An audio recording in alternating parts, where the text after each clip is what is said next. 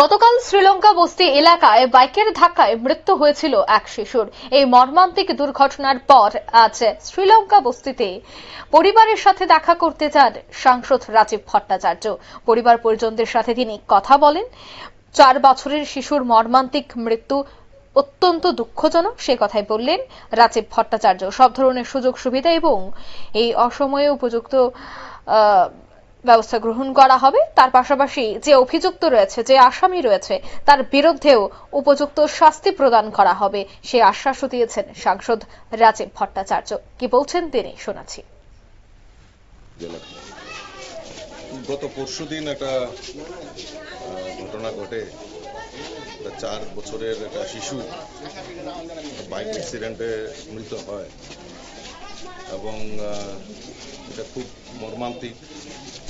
এবং এই ঘটনার পরপর আমাদের স্থানীয় মানুষ সবাই মর্মাহত হয়েছেন, মন ভেঙে গেছে এবং গতকালকে তার অন্ত্যেষ্টিক্রিয়া সম্পন্ন হয়েছে।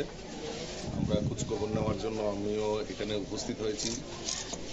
তো তাদের পরিবারের প্রতি সমবেদনা জ্ঞাপন করছি। সমবেদনা জানানোর জন্যই আমরা সবাই একত্রিত হয়েছি এবং এই কাণ্ডের সঙ্গে যে জড়িত তাকেও ইতিমধ্যে পুলিশ অ্যারেস্ট করেছে এবং আইন অনুযায়ী তার যেই সুযোগ্য শাস্তি সেটা এলাকাবাসীর দাবি, আমাদেরও দাবি।